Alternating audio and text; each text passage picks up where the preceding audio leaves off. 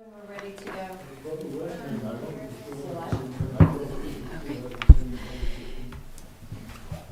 Good evening, everyone, both those joining us in person and online. Thank you for being here to participate in this important conversation about the proposed water and sewer rates increases for 2026. I'm Brandy Blankenship. I'm your Community Relations Manager. Sorry, me too. Our goal tonight is to provide clear information about the proposed changes and answer your questions. To ensure everyone has an opportunity to participate and to respect everyone's time, we ask that comments and questions be kept to around 3 minutes and remain focused on tonight's topic. Please note that we will not be discussing off-topic items, for example, the outdoor pool, the aquatic facility, or roads. I'd like to thank District Manager Christian Hine for serving as our moderator tonight. Christian will help guide the discussion displays on the screens and may determine if a question or comment should be addressed at a different time. A huge thank you to all our Water Department team members who are here this evening. Jim Blazing, Director of Utilities, Jeffrey D. Herrera, Deputy Director, and Elissa Velasquez, Water Resource Manager, will help provide information and answer any questions you might have. A special thank you to Board President Bill Vickers for attending and engaging directly with our stakeholders. All information provided or discussed tonight is public information. Please remember that any personal opinions shared by a board member do not represent the official position of the Board of Directors and should not be considered a decision by the board. If you haven't already, please pick up a public packet from the table to follow along as we review the information. If you would like to make a comment, ask a question, please come up to the podium. The microphone is on, so those of you watching online can hear. We will also be taking questions from our online stakeholders in the chat area of our Facebook live stream. We will go over the information provided and stop for questions and comments per page. With that, I'll ask Christian to pull up page 1 of the packet, and Jim Blazing is going to get us started. Okay. Thank you, Brandy. Thank you all for attending. My name is Jim Blazing. I'm the Director of Utilities, and I have my team of Elissa and Jeffrey here as well. We appreciate the opportunity to speak with you about the proposed 2026 water and wastewater rate adjustments in Pueblo West. The rate adjustment will be presented to our Board of Directors along with a public hearing on Monday, November 10th. So I'll begin with the bottom line. The proposal before you includes a 15% increase in consumer water charges and a 5% increase in wastewater charges. For a typical residential customer using 5,000 gallons per month, this translates to an increase of $6.40. The total increase will be $9.40 if you are a water and sewer customer. These adjustments are necessary to keep our system reliable, safe, and compliant with state and federal regulations. As many of you may know, our utility has operated mainly as a self-funded enterprise up to this. That means every dollar we spend, whether it's for treatment, maintenance, staffing, infrastructure improvements, comes directly from those rates, not from taxes. This model ensures transparency and accountability, but it also means we must regularly evaluate and adjust rates to keep pace with the rising costs and regulatory demands. Since 2022, the cost of chemicals and treatment materials has increased by 20 to 30%. Electricity and fuel costs have also risen sharply. Every year, new regulations from EPA or CDPHE, such as PFAS testing, lead and copper rule revisions, require additional sampling, reporting, and safety upgrades. Non-compliance isn't an option. It can result in significant fines and penalties. We are also facing the reality of an aging infrastructure. Equipment failures can lead to service outages and violations. That's why we're investing in planned replacements and upgrades, including new water mains to improve water quality, reduce dead ends, and improve fire protection. Salaries make up roughly 35 to 40% of our operations and maintenance budget. The proposed budget includes a cost of living adjustment to help us retain the qualified staff in a competitive labor market. Hiring and training new staff is expensive and risky. Keeping experienced, licensed operators and mechanics is essential to maintain service reliability. We understand that efficiency is very important. We practice it at every time we can. Case in point, we are currently engaged with San Isabel Electric to see how we can reduce our power cost on the auxiliary pump stations that are in our distribution system. We're constantly working to improve systems from SCADA that reduce energy waste to bulk purchasing and internal asset tracking. We're doing everything we can to stretch every dollar, but efficiency alone cannot offset inflation or the need for capital investment. I'd like to take a moment to explain the Water Readiness to Serve charge, or RTS. This is a base monthly charge that ensures water service is available to your property whether you use a little or not. It covers fixed costs like infrastructure maintenance, system reliability, debt service. RTS is especially important for financing. It provides a predictable, stable revenue stream. In fact, higher RTS charges make the district more appealing to financiers as they signal consistent income that can support lower interest rates and better bonding and loan terms. This helps us fund the critical infrastructure without placing an undue burden upon future ratepayers. Regionally, Pueblo West remains competitive. Our rates are in line to neighboring communities like Pueblo, Canyon City, and Fountain. And unlike many of those communities, we must pump our water over 400 feet in elevation from the river to our treatment plant, a costly process that others avoid by gravity-fed systems.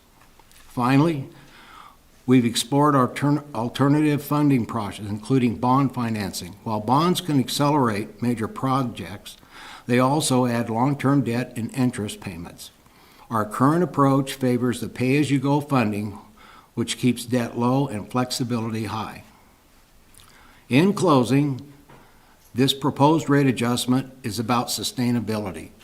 It's about ensuring that Pueblo West continues to deliver safe, reliable, and compliant water and wastewater to our customers, not just today, but for years to come.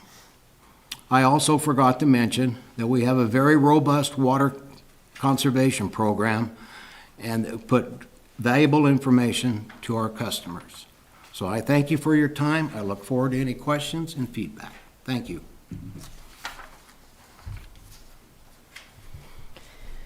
So Jim, I think we'll have you go over page 1 on the packet that we passed out to the public and what we have showing online for our online audience.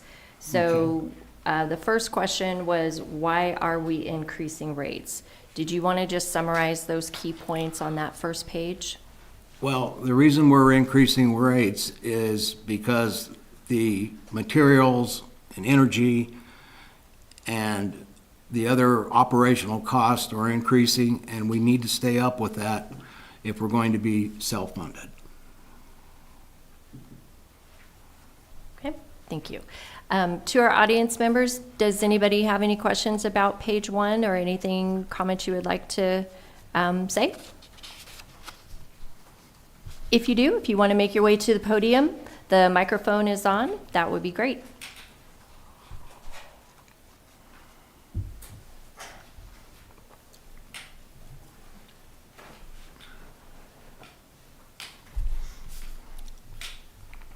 My name's Bill, 271 Acorn. I've got a question about the RTS on the water and the sewer.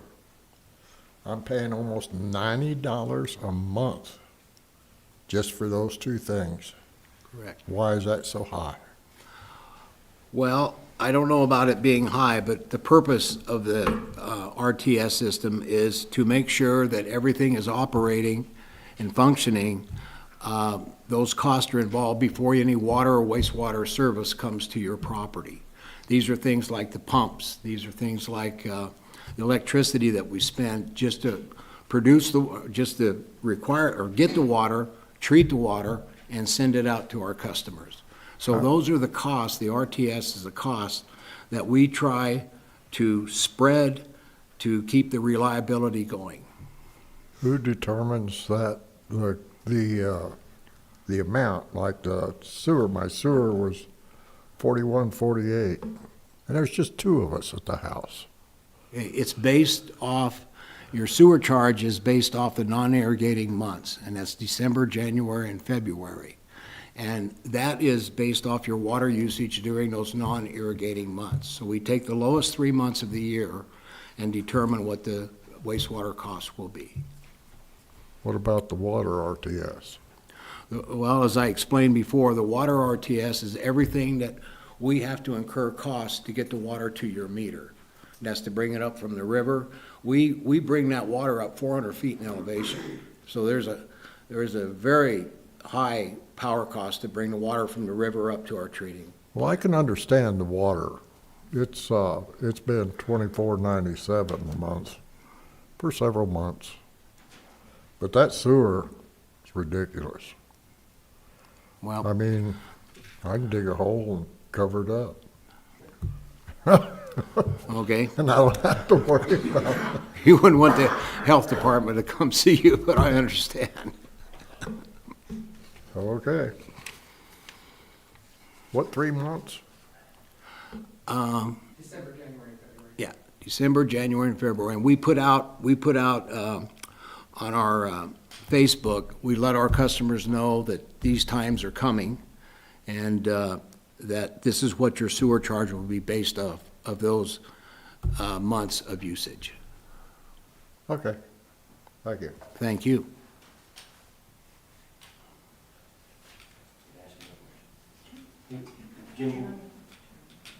Jim, you might explain the benefits of the wastewater return system and what that does for our water portfolio and trying to seal up leaking and whatnot. So Sure. there's other benefits to it. You bet. I'll let Jeffrey or Alyssa handle that on the return of that water. Yeah, so over 90% of our water is Trans Mountain water from the West Slope. That water is what's called fully consumable. So when we sell that water, we have what's called return flows, and we get credit for those, all the water that goes through the wastewater plant, and we account for that at the end of the fairly new Wild Horse pipeline near the Arkansas River. And in septic areas that have septic tanks, we actually have flumes at the boundaries of the district that count that basically quantify that water too, that leaches back down into those drainages. So all those have return flows.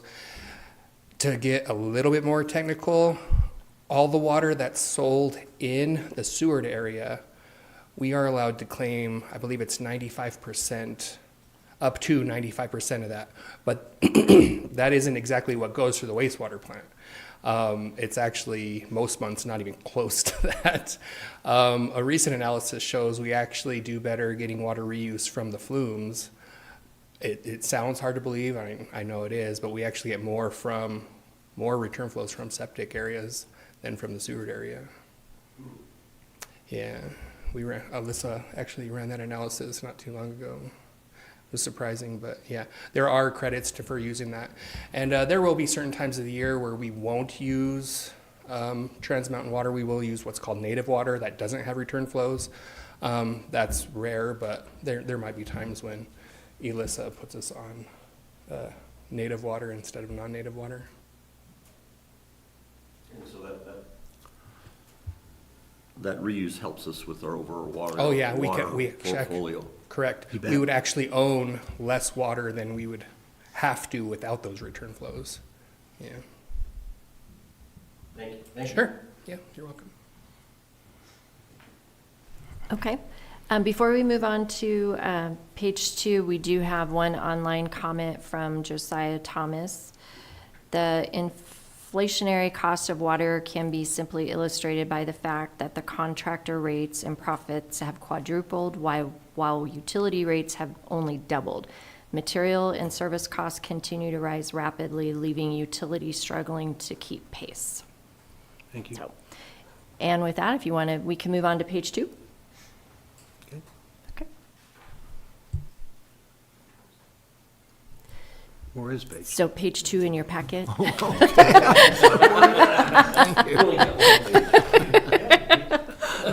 Thank you.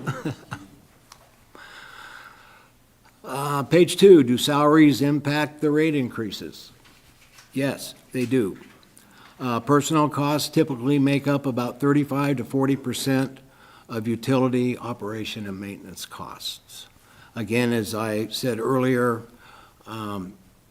we do invest in our personnel employees because they are required to hold state and federal certifications to treat our water and wastewater. Okay. Can we be more efficient? Yes, we continuously try to find areas that we can capitalize on efficiency. And I said earlier, just one example of that is we are meeting with San Isabel Electric. And we're having discussions on how we can reduce our power costs on the auxiliary booster stations around the higher elevations of the district. That's one. We try to bulk purchase materials. We have an internal asset management program that allows us to look at it all the time and see what we can do to gain more efficiencies. Thank you, Jim. Okay. Bet. I'll open the floor. Anybody have any questions or comments they would like to make regarding those questions on page 2? Okay. Hearing none, we'll move on to page 3. Okay. There it is. Can any capital projects be deferred? Our capital planning uses a priority-based approach. We have a Tier 1, which is mandatory or regulatory. These projects raise from our treating process, clear out to our distribution and collection system. We have a Tier 2 that we identify as critical.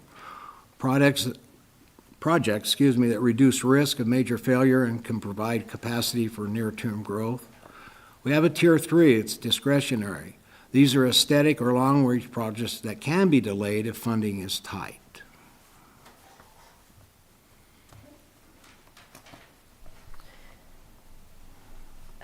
Jim, we only have one online comment about that from a Timothy Clement. He's saying there's only state certain for water operators.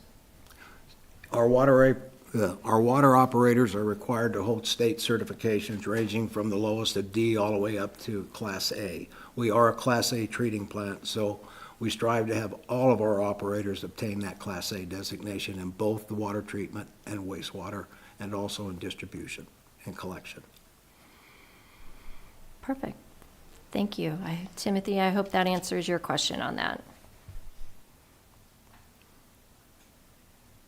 Did you want to touch on the year-over-year comparison and what is driving the changes? Sure.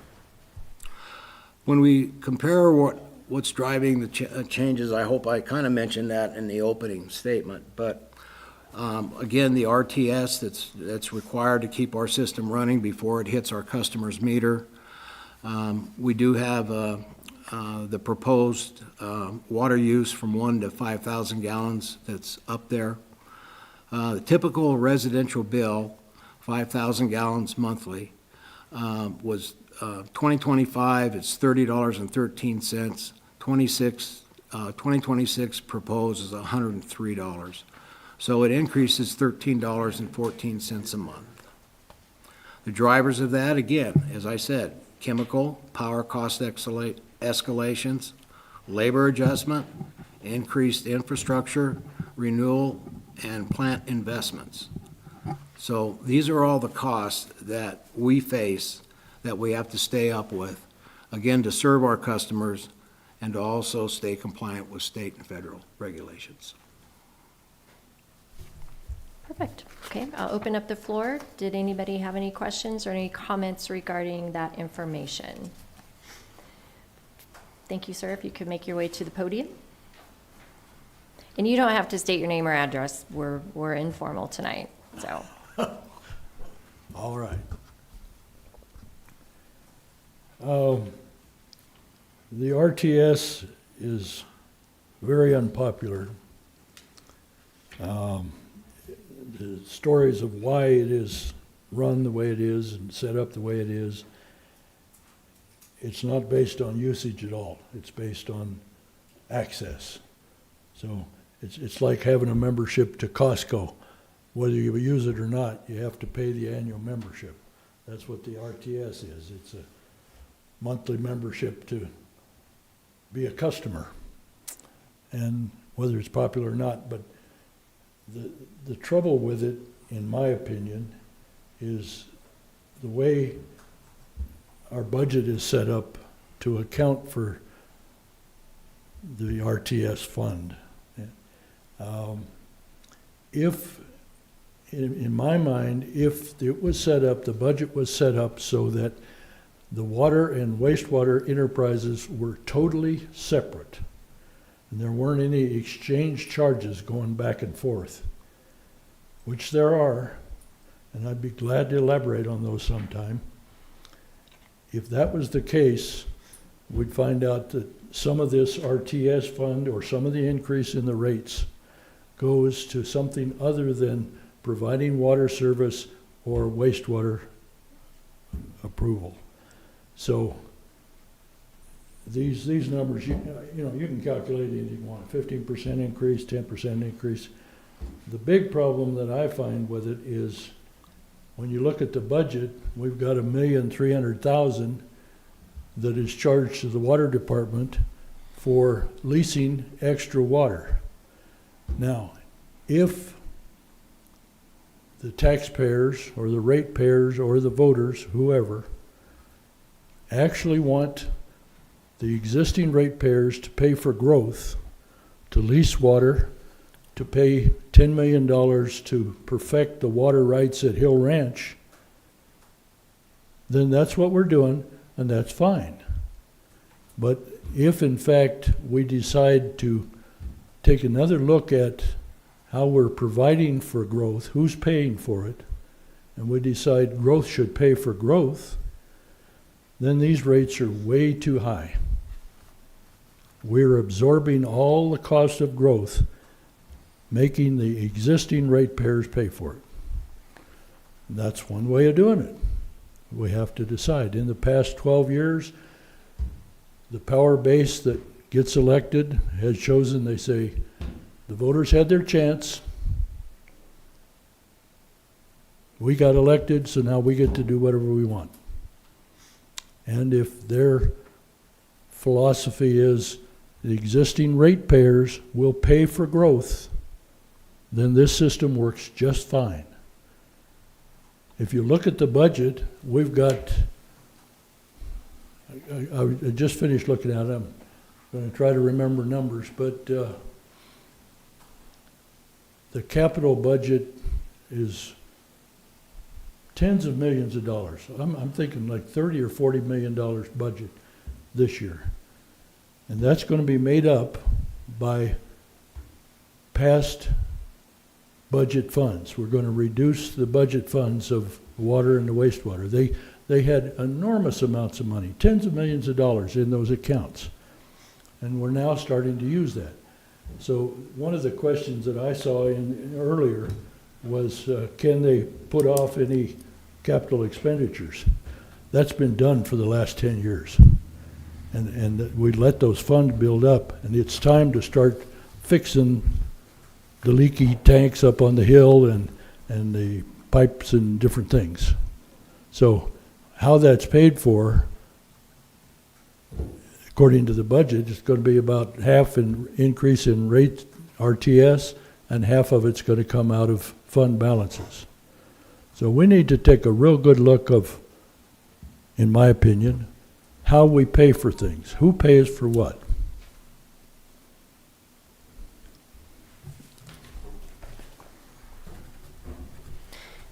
Thank you, Joe. We only have one online comment, Jim. Well, we have two now, so I'll read them. They're both from Timothy Clement. At the pump house for emergency water relief, the lights are blasting 24/7. Turn off those miserable lights, except for emergencies only. Save a buck. And then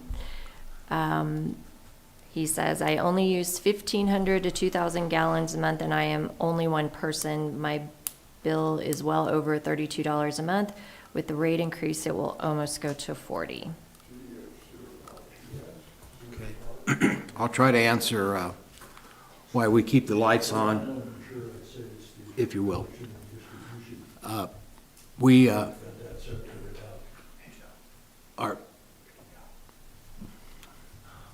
Our system that we have in there, the treating, is we need to keep it secure. We go clear back to when they hit New York. That's when all the things, all the security that has to come out. We need to keep that well lighted because there's fixtures and there's materials, there's operational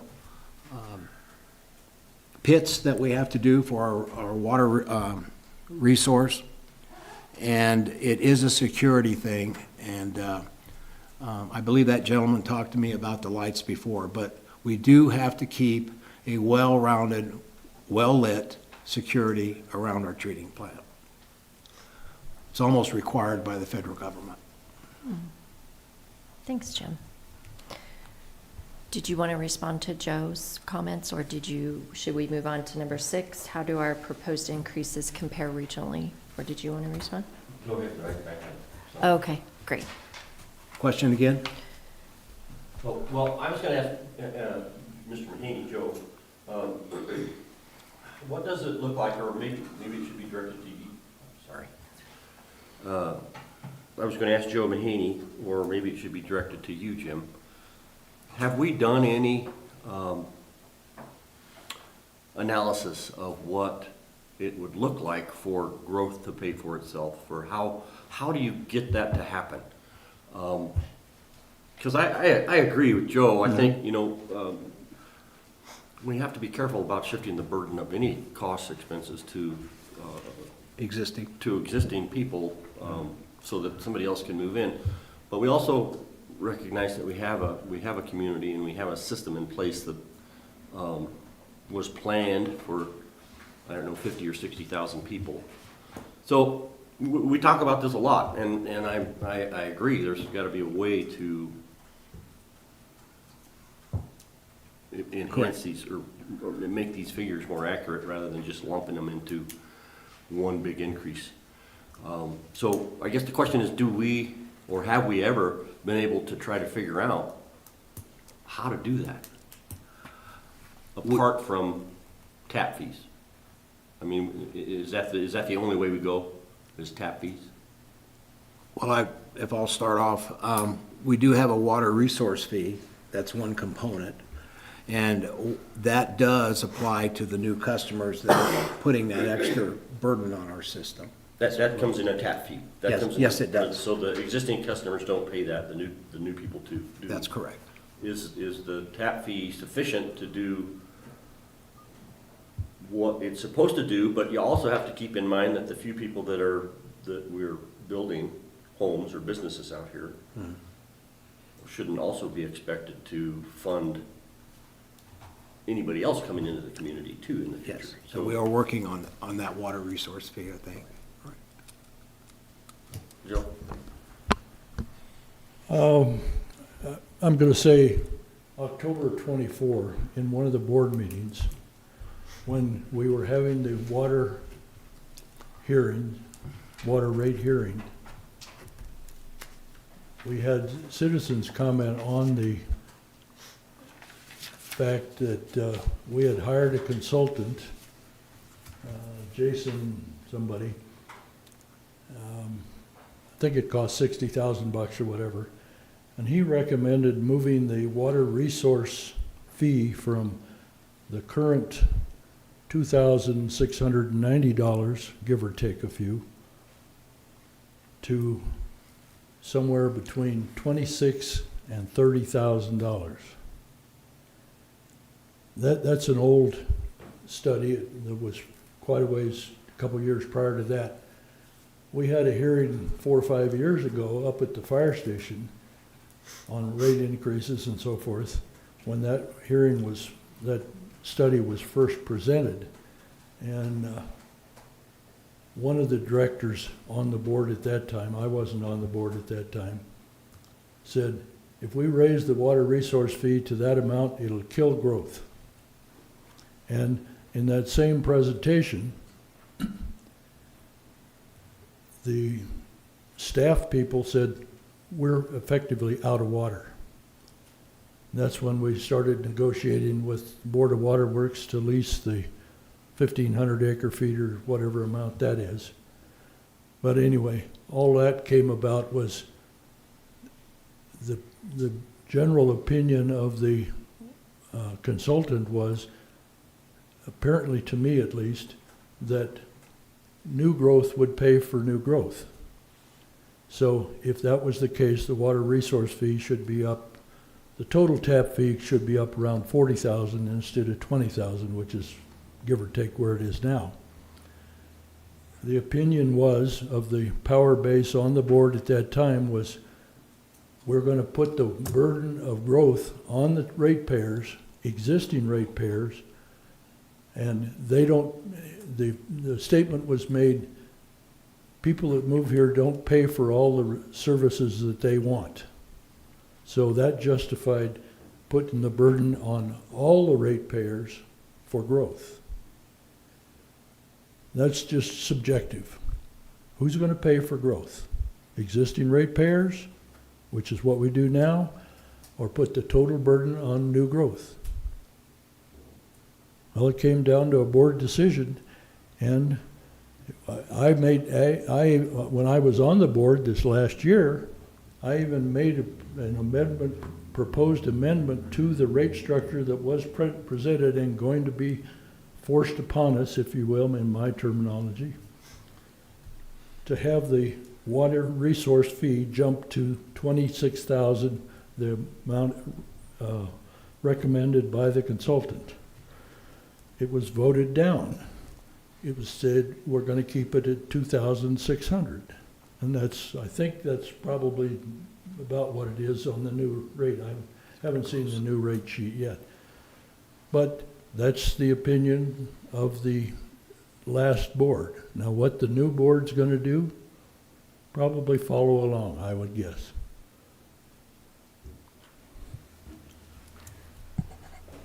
I can add some context because I think, clarify or kind of support some of the things that Joe brought up, while also adding a little bit of context to what it means in today's terminology and what the board will be considering. So apologies. Christian J. Hine, District Manager for Pueblo West.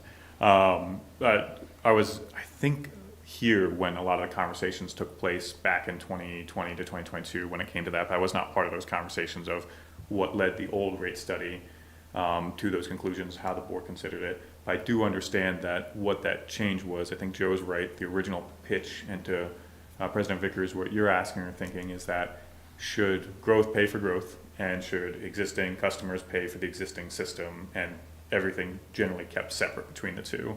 And I think I understand that the original pitch with the study was something to that effect, with a 20,000 plus water resource fee, probably a slightly different plan investment fee. What I understood changed about how they were looking at it is between the Board of Water Works lease, Hill Ranch, and the overall water resource within Pueblo West, whether by pitch or whether by decision from the board, identified that there are still existing resources that people can buy into, and those rates were adjusted for new growth, people who would connect into the system, to have fees to be able to buy their fair share into the existing system. But that does not guarantee new water resources for the next people who would come. It would not continue essentially evolving and rolling into it. What that did is what we have effectively now, and what I want to bring attention to is that the presentation that the board got from Colorado Rural Water Association previously were actually higher rates than these. They were closer to 20 to 30%. because it was starting to target a true delineation, they were just looking at the actual readiness to serve and the usage rates as far as what those would be needed to be in order to support the system. When they took into account the water connection fees, the folks who were paying for new connections, which includes the water tap, the water resource fee, and the water plan investment fee, and on the wastewater side, the same thing minus the water resource. When they took that into account, those rates actually came down a little bit because that's additional revenue within the total enterprises that helps pay for the entire system to continue to maintain. So right now with the board and what's being presented, it's essentially a hybrid. I can't support that the concept has been that growth, or that the existing system has been paying for growth. It's kind of been the opposite, because as we've introduced the water connection fees in this model, it actually reduced the rates, which means ratepayers are paying less because it's accounting for connections to be a revenue source for the entire system.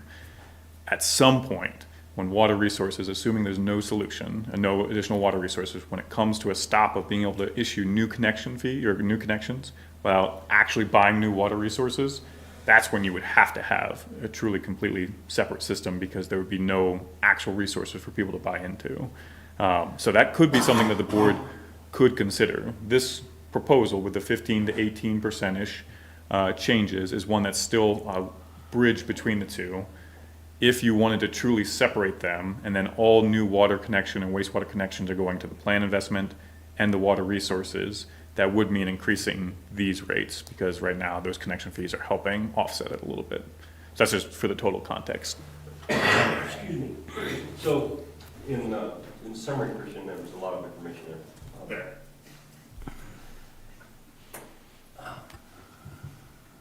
So what you're saying is that the water that we have now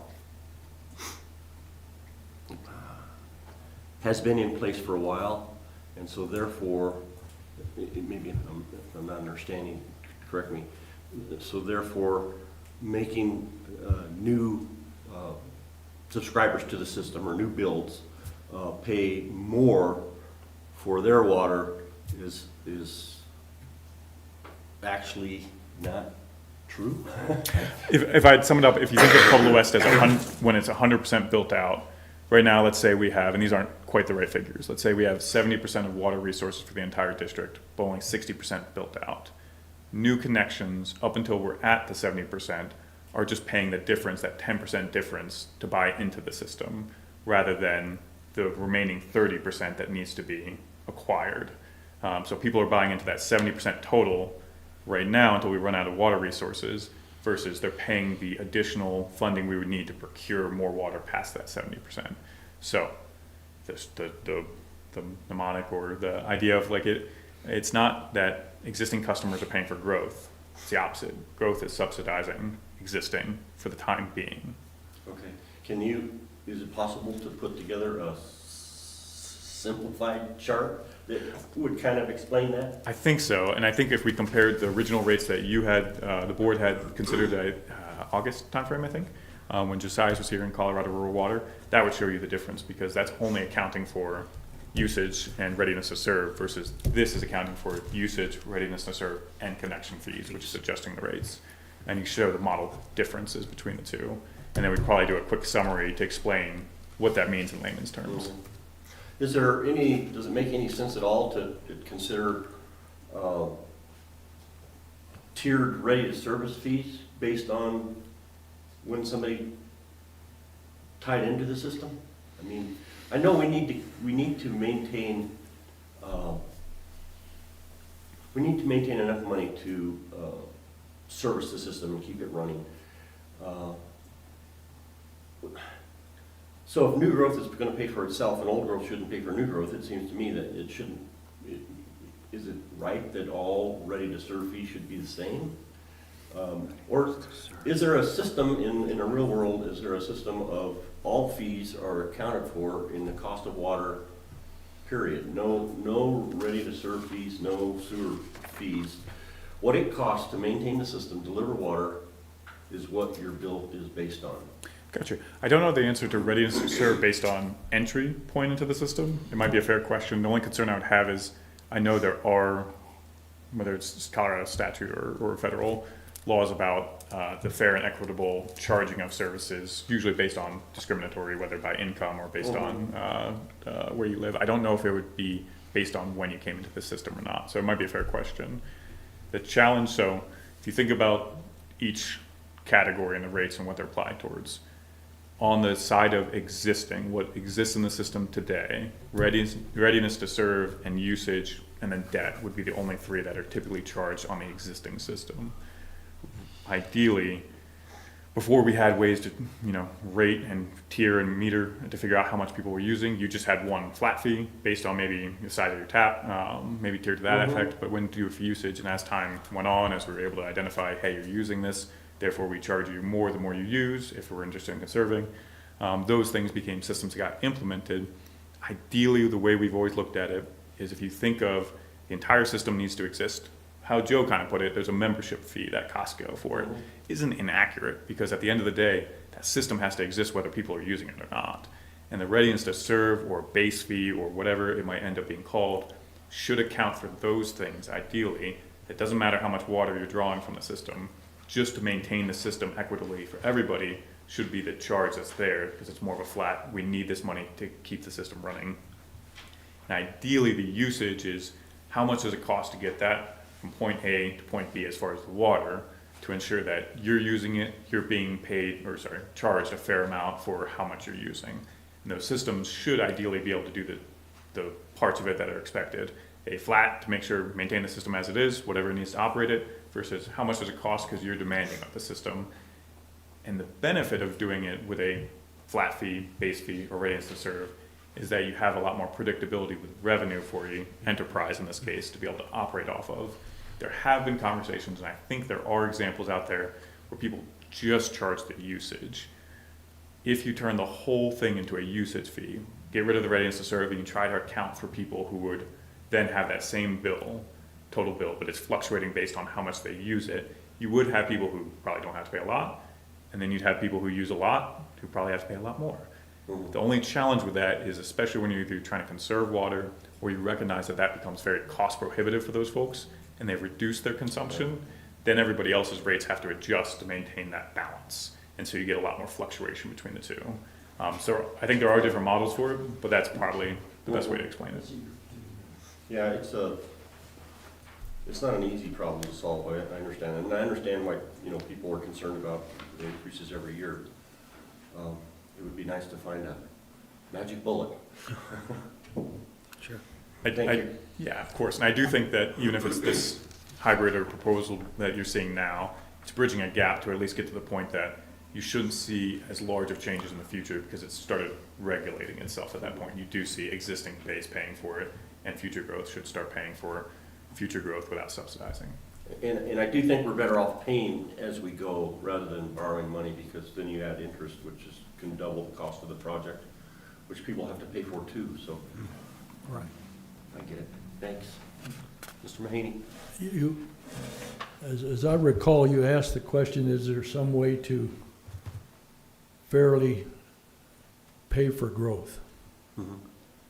That's what the water resource fee is supposed to do.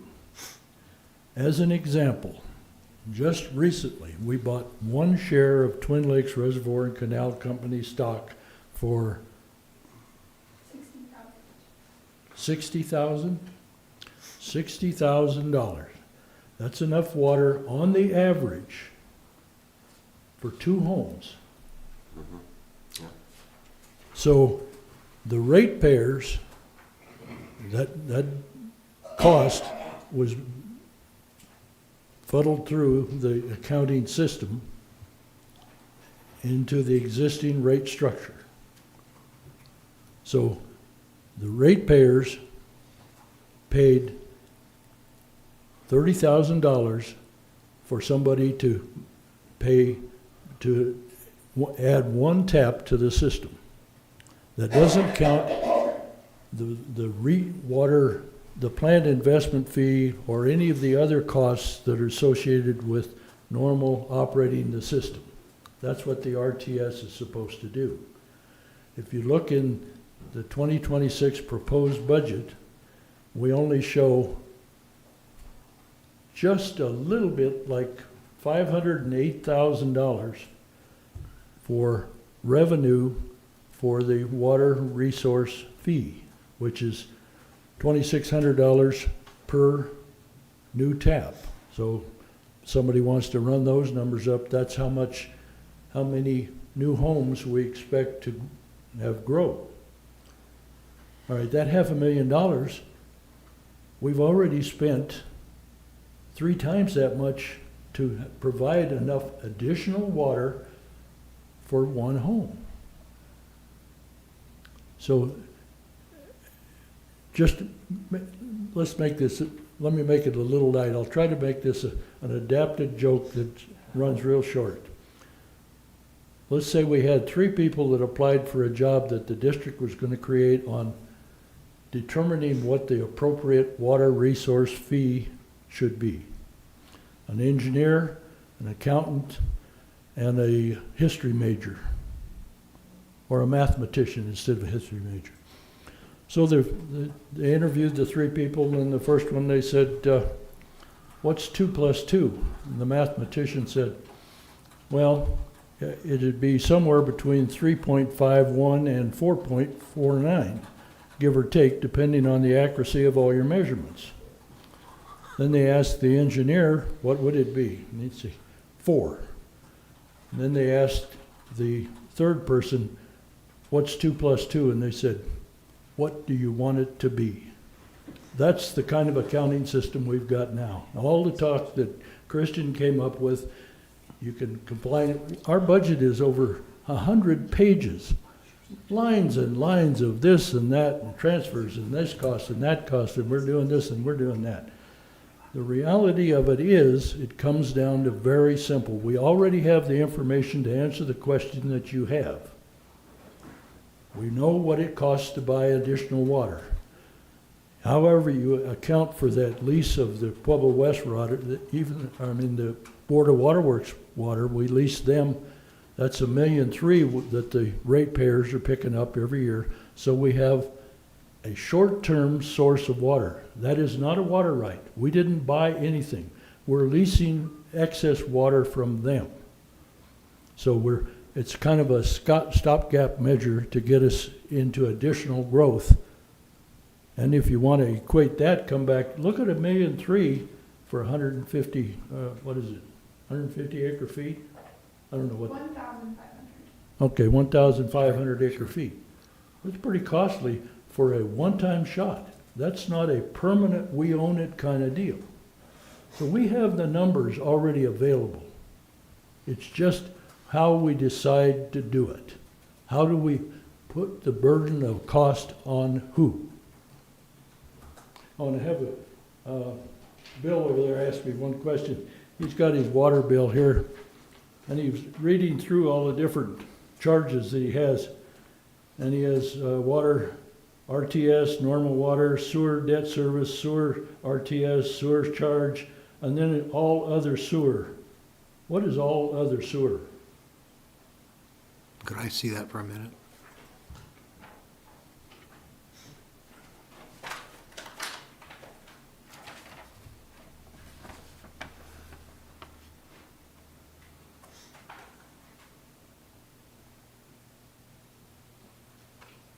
Well, you're looking at that. Now, this is kind of opinion, but maybe not. The water enterprise and wastewater enterprise are trying to encourage everybody to pay online. One of the board members recently made the comment, if we can get them all to pay online, they won't even look at their bill and they'll just keep accepting it as inflation and we can do whatever we need to do. Well, It wasn't me. no, it wasn't my wife either, and it apparently wasn't Bill over here. So, when you start looking at that, it kind of, but people that are in that shape, they're not on Facebook. They don't have any way to watch the board meetings and comment on them. Some of us are a little hard to get around, so it's hard to come to these meetings in person. And then the intimidation of getting up here and being on television, so to speak, is more difficult. Anyway, The best I could guess on all other sewer is the O&M that we have to keep the sewer running, but I'll have to look at that, and I can get back with.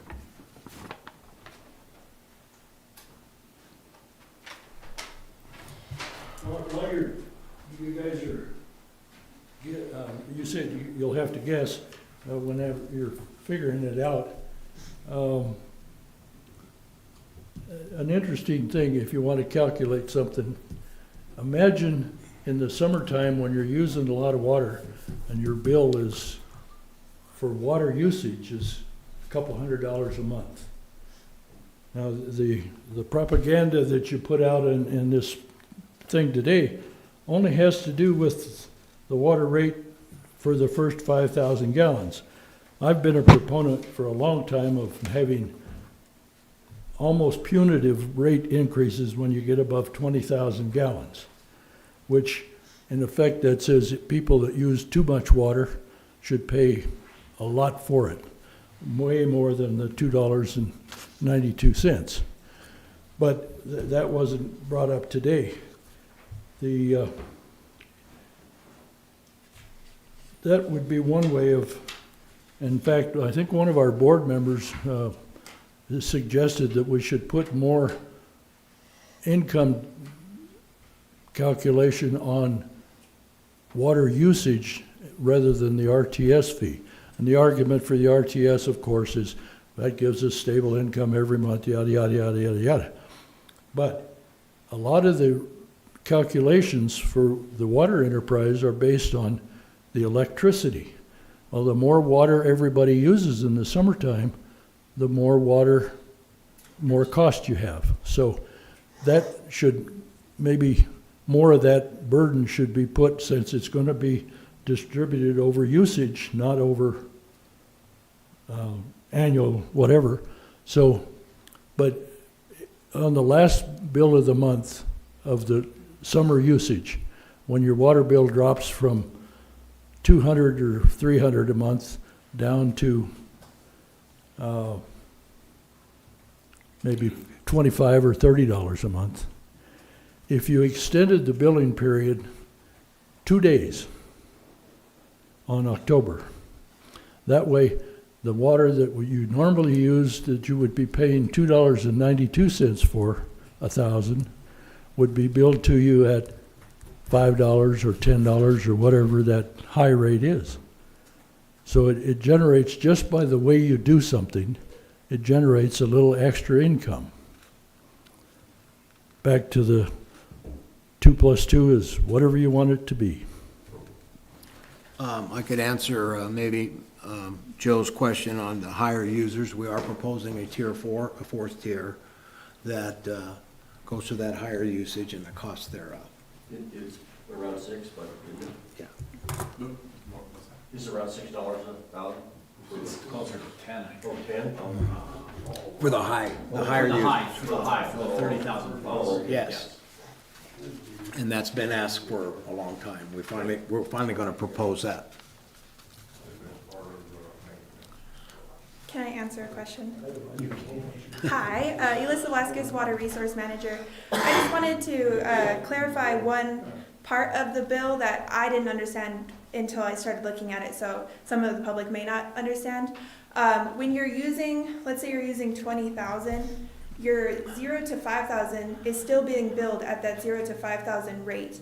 And then that 5 to 10 is being billed at the 5 to 10,000 rate. And then the 10 to 20 that you're using on top of that is being billed at that rate. So if you're using 35,000, you're not paying the $35,000 rate for your entire usage.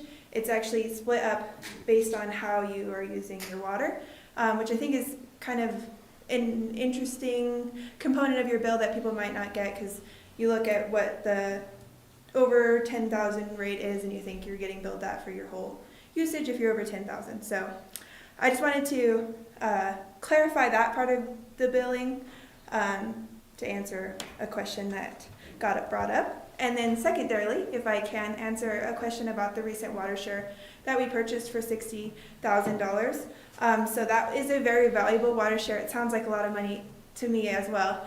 But it also comes with storage, and storage is almost more valuable than the water itself. With a lot of water we buy, it does not come with storage. So we use the acre foot of water for 2 houses. That's correct, but the storage is still there all year, and we can put other water up there in that storage space, and that is one of the most valuable things to Pueblo West as a community that's short on storage space. So that is why that water share was so valuable and why we paid $60,000 for it, even though when you look from an outside perspective, it serves 2 to 4 households. The storage is also very valuable. Thank you. Thank you, Elisa. Jim, before we move on, I have just a couple of online comments.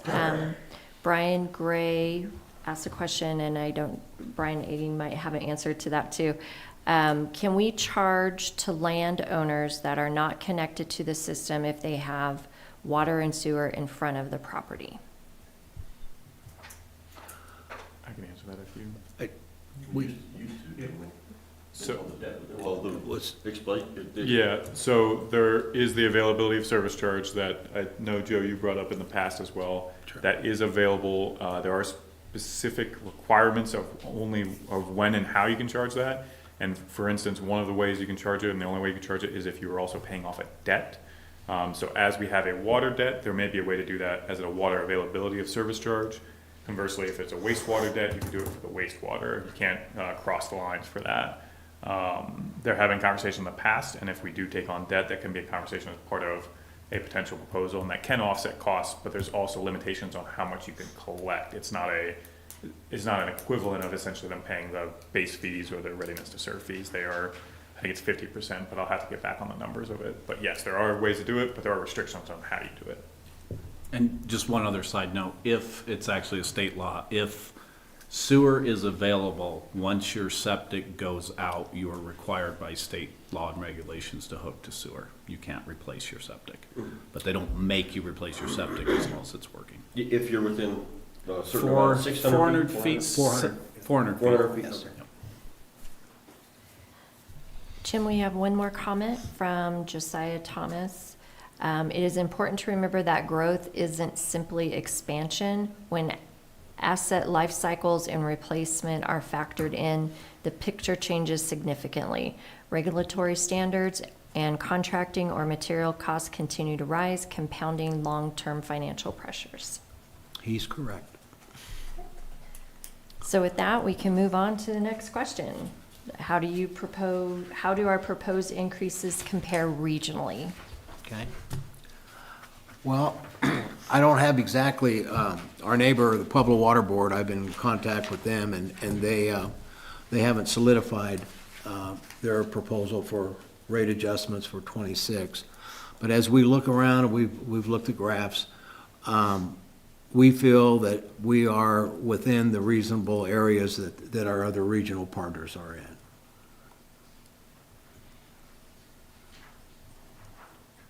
Okay, perfect. Any questions on regional cost on this page? Question from the audience. Okay. I gave everybody else a chance. I'm apparently the only one here, Bill and I. It's been suggested that we have a 2-tier water system because we have people on septic that, and I was gonna ask Jeffrey, he gave us some vague descriptions of how much from septic we actually get in return flow in that Class B collection system that I don't think is in place yet. It's all done by negotiation with the county as far as I know. But at any rate, our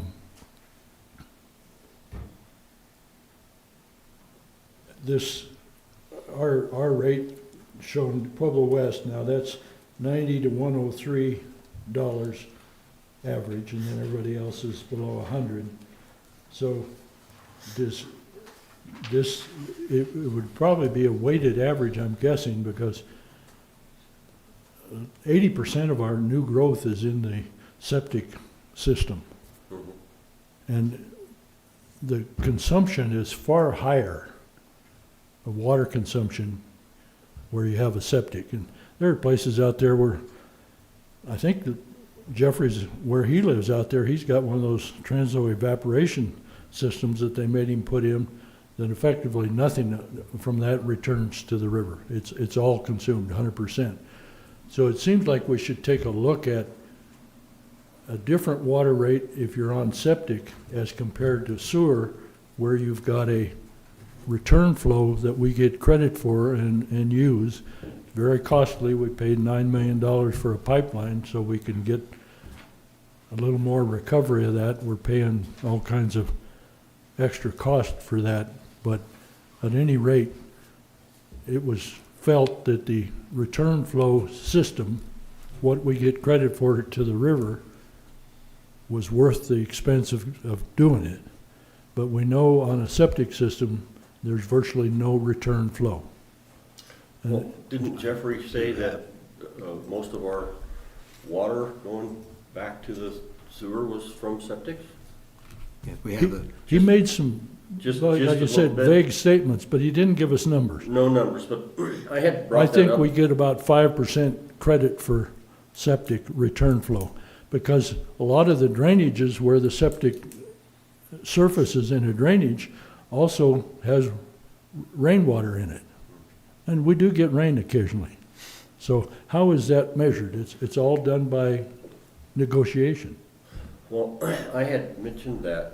Does any of that water, I think I had talked to you or maybe Christian about septic users, and if it makes it to our plant, we're actually treating water that came from a septic system. Is that true? Or we're just getting credit for return flow that's seeping into the ground? None of it goes back to the treatment plant, is that correct?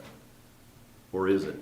The point being is if we are treating water that's coming from septic users, they should bear some of the cost of that treatment. I'll be honest, I can't remember how Jeffrey explained it. I know most of the INR, intrusion infiltration, it comes from just groundwater as far as the rain goes. I don't know about the septic itself. Apologize. Yeah, so Elisa Velasquez, Water Resource Manager, back here again. I don't believe, as far as I know, that we treat any septic water through our wastewater system, Okay. just because it is piped. At least not a large majority. I may be wrong there, but I'll let Jim finish my statement. well, it's in just not a minute. piped, it runs back into the water. Yeah. But Nobody knows about it. our Part B return flow Right. system is a hard topic to talk about because we haven't been able to get it started yet, so I can't give you any solid numbers. But I believe we are able to account for the return flows of up to 85% of the water that goes out. And we have all these measuring points that are measuring water every day. I can see the water. I can't give you an exact number of how that will translate, but based on our water engineer, who helped us develop our system, at full build out, our A and B water systems will account for 2,700 acre foot of water return flows only. That is a significant amount of water, and I can't give you an exact number, but it's not 5%. I'm hoping next year we will have that system up and running, and we can give you some more data there. But it is a significant amount of water. Given that we're paying 60 grand for an acre foot of water, even if it's anywhere close to that, that is a significant amount of water that we're not having to pay for by putting in those systems and collecting that return flows. Yeah, well, when we started that system in 2010, I think we started the process in 2010. That was, it was gonna get us at that time 1,500 acre feet of credit for evaporative savings. So that's why the board at that time thought it was worth investing the money in that so that we could use that, get credit for that water again. Thank you. Yeah. Okay. Jim, did we want to move on to number 7? Has the district explored alternative funding, example, bonds?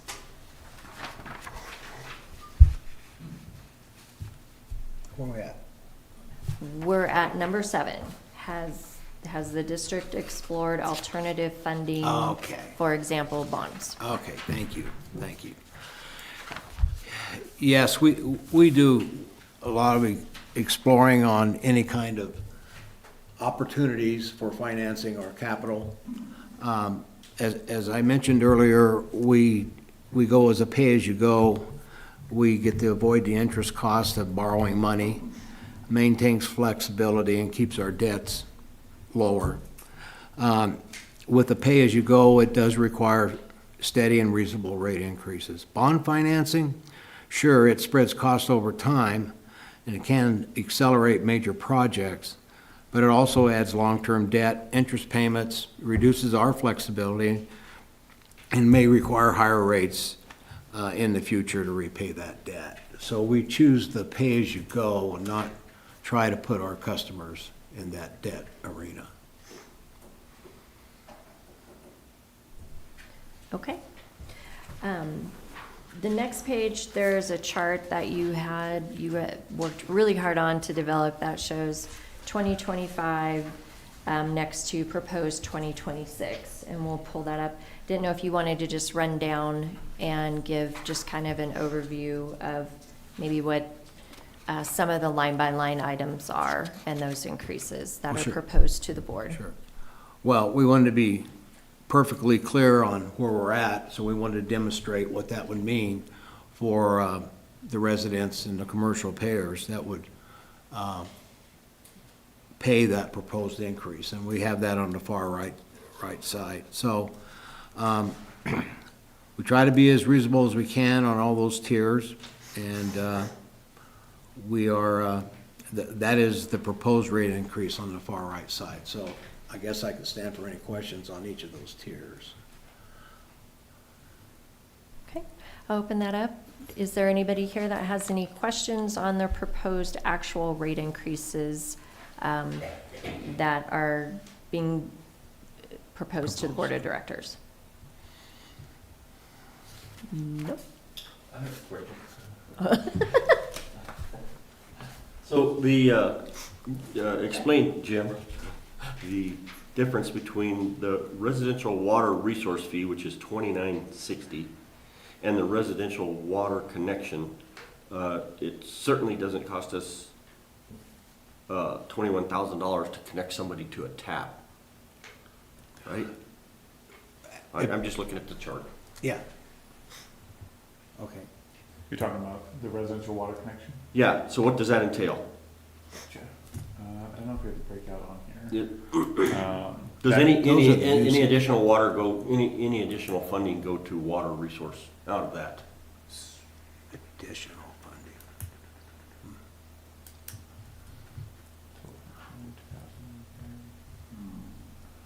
The only thing I'm not seeing, so correct me if I'm wrong, Jim or Lisa or Brian. Overall, the connection charge is typically on the water side made up of the water resource fee, the water plan investment fee, and the tap. I think Tap what and I'm meter. seeing there is the tap and the plan investment fee might be together because that water resource fee is separated. So that water resource fee is essentially the cost of, again, if it's at 70% of the district's built out and 60% for available water resource, 60%, that 5,960 is kind of making up the difference of them buying into that 10% that's available, which goes into the total funds for anything that would then be able to either procure more water resources or just be able to buy into the system existing. The connection fee would be made up of the actual physical tap, which is just usually a couple grand for the actual work done associated with the labor and materials to tap into the system. And then the plan investment fee, which is these funds go into being able to ensure that the plant is either upgraded or maintained to maintain it within the existing system, not expand it, but maintain it as an existing system. Okay, so from that standpoint, then growth is helping to pay for Existing. the existing facilities on the facility side, but it's really not contributing much to water. It's buying into the existing system of water, which means there's less funding available to purchase new water rights. So with the water resources that we have, I just think it's important for people to try to get their mind around this. So we have 7,000 acre feet of water, whatever we have, 7,000 acre feet of water we have. And we've always had, I mean, we've purchased that up to this point. So what you're saying is that the people that are building now are being able to utilize that water that was Yes. purchased at a lower rate. And with the- Potentially a low rate, yeah. Then when we reach the point, I don't know what that is, because we continue to purchase water, but we're not charging people for the water that we're paying. But we're purchasing water to help give us enough water. Yes. So, why aren't we charging more for water resource fee? There's a fine line that I don't think we're all seeing. Gotcha. You could. So you could, kind of to the point I think Joe said, and even what Elissa brought up as far as the actuals for some of the costs for new water resources, you could adjust that water resource fee to be equivalent to what it costs in today's dollars to purchase new water resources, assuming that you then separated that funding out to purchase new water resources. That means that there is now a revenue gap that the existing customer base would have to make up, and the rates would increase to what you had seen previously proposed to make up that difference, so that way you could continue maintaining the existing water resource in the existing system in today's world. So it is possible to do that, but it does just, the objective part of it is that increases the rates on the existing users to make up the revenue that otherwise was coming from people connecting to the system. If it's, I always think in my head, I'm gonna explain this in a better way, that's gonna suddenly make sense, and it always gets more confusing, so I apologize. But it's like if we had 70, these are just random figures, 70 water, whatever that quality you wanna call it, 7,000 acre feet or what it might be. If we had 70 water, right now the way it's looking at is, since there's only 60 users and there's the potential for 10 more users, those new people connecting to the system are buying into it, so that way it's reducing the rate for all 70 of them currently. And then when we get to number 71, suddenly we're gonna have to start charging the actual cost to go get the water to provide for number 71 all the way to 100. The alternative would be to make users 61 through 70 start paying that 71 and on, but that means that 60 are gonna have to pay for the 70 water users today and all the costs that are associated with today's resources, including the entire system, not just water. That's, hopefully that helped. That makes some sense, but they are paying for all of that now. All the users are paying for all the expenses. Yes, but as the other 10 are coming in, they're offsetting the cost of the 60 rather than making the 60 pay for it from here until the end of time. Numbers. Numbers, yes. Um, So the simplest way to put it is if you want to create that true delineation and the resources for connecting for water resource starts just paying to buy new water rights in today's prices, can be done, but that means the difference has to be made up by the existing customer base right now. So can we get a breakdown of what that actual water connection is and what it goes for at some point? I mean, just Yeah, in the I future. think the only thing missing is the breakout of the water connection fee from the tap and the plant investment fee right now. It is breaking out the water resource fee at the very least. Yeah, the water resource, fee, but like out of the $21,208, how much of that goes towards plant operation? Gotcha. How much goes to sewer operation on the other side? So just break those out. Go ahead. I was just gonna say, we have a little bit of information on our website, because it isn't broken down. Of our current rate of the 20, what is the total? I guess the total might not be up there, but Go ahead. 16,609 is a plant investment fee, and then the tap fee is 1,599.97. So majority of it's a plant investment fee. And then 1,599 is for the tap itself. Okay, that's, For this 2025 that I'm currently addressing, and then we could probably break it down for 2026, what is increasing there. that doesn't add up. I mean, 15,000 for the 16,000 and 1,500 is not 21. That's 25 right there, but that's how it's broken down. Yeah, sorry, I'm reading 2025's That's budget. 25 rates. Oh, okay, so. Sorry about on that. 21, so you shouldn't have that 2960, the 2,900 listed separately, Probably not. because that would increase the whole cost, because it's in the 21. So- Would work. That is, I think that's a good catch, because I think Yeah. that is 20, on the residential water connection, if you're seeing that online or seeing that in place, that's the total connection fee charge. That's made up of 3 on the water side: water resource, water tap, and water plant investment fee. In 2026's numbers, that is for a, yep, that's the right one. Three-quarter displacement, the general residential one, $19,609 for the plan investment fee, $5,960 for the water resource fee, which is broken out there, and then $1,663.97 for the tap, the actual physical tap into the system fee, making up a total connection fee, including water resource, tap, and plan investment fee of $27,232.97. Did that answer your question, President? Yes. Good catch. Thank you. Jim, we only have one more question before we move on. Single-family home with a 3/4-inch tap, what is the new rate? The new tap fee rate to make the tap? Sounds like Can you say it. 3/4 inch? 3/4-inch Tap. tap, 292? $2.92 $2.92 for the first 5,000 From the gallons? 1 to 5, up to 5,000 gallons is $2.92. Then it goes to $4.38 between 5,000 and 10,000. I'm sorry, I thought you meant the actual tap where they go out and drill the hole. Apologize. could be that too. And then between, just so people know, between 10 and 30,000, it's 767, and the greater than 30 is 1156.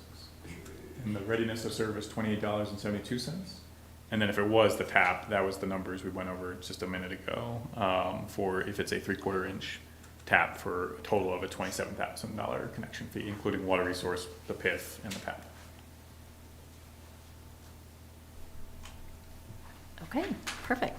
So moving on to the last page, we have a couple of graphs that the water department put together showing usage and like breaking it down, 5,000 gallons, 10,000 gallons, 20,000 gallons, and then 35,000 gallons. Jim, did you want to just kind of go over what an average bill might look like based on these usage, that usage amount? Well,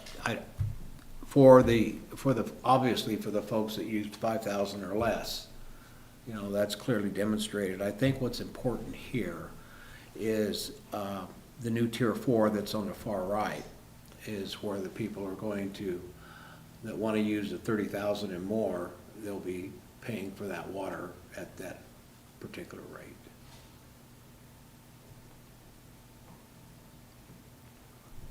Same Okay. with the sewer. I'll open up the floor. Anybody in attendance, do you have any questions about anything that we went over in the packet?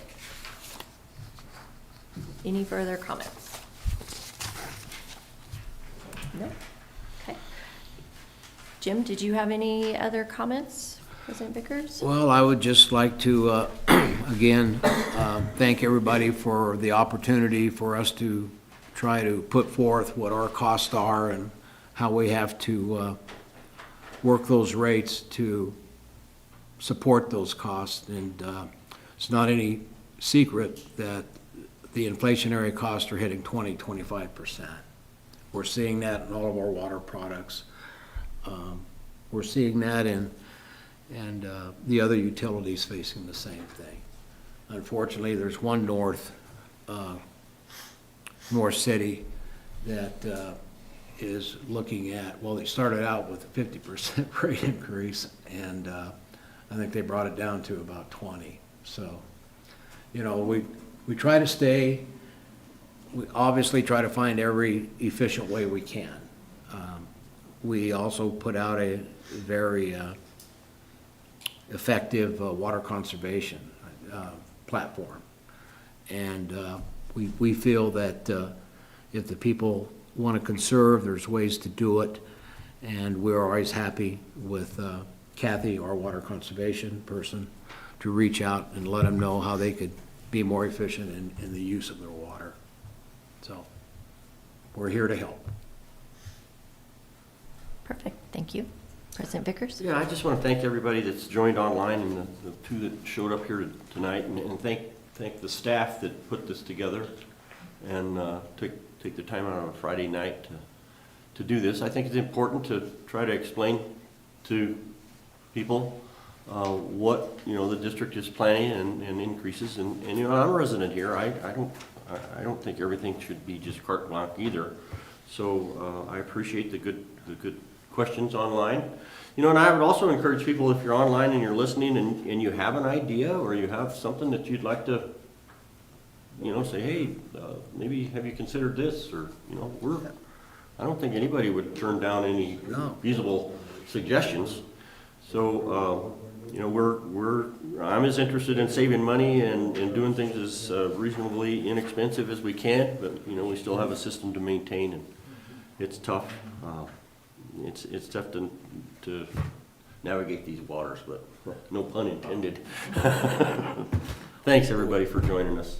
Thank you. So with that, the public hearing is scheduled for November 10th, starting at 5:30 PM. This is an opportunity for stakeholders to address the Board of Directors regarding the proposed 2026 domestic water and sanitation rates. I think Mr. Mahaney has one final closing comment. I was gonna bring it up under conservation. There's a school of thought that gray water use is conserving water. In my opinion, on the north side, or under septic system, where most of the water is consumed, the return flows are minimal, and your presentation was, at full build out, we may have 2,500, 2,700 acre feet of return flows. I'm gonna guess that the vast majority of that is going to be under sewer system. That if you broke those two out, the return flows from septic systems are much less than that on sewer. But at any rate, there are plumbing problems with gray water. I agree to that. I understand that. But when the Gray Water Act was first passed, like 8 or 9 years ago, I brought it up at the board meeting at that time, and I said, we should really encourage people to use gray water to water their trees and bushes and whatnot around their house. The board stated, the president of the board stated, we don't want people to use gray water, we want them to buy more water because we had a surplus. Okay, we went through an era where we may have been clear out of water or very close to it. So then we went out and leased 1,500 acre feet from Board of Water Works, and we've had better runoff and better yield. So now, again, we have a surplus of water. So is it the case that we're discouraging use of gray water because we want people to use treated water that they have to pay for to water their bushes instead of using gray water that they've already used? That's not an official position. That's the outcome. Thank you. I appreciate having so little competition.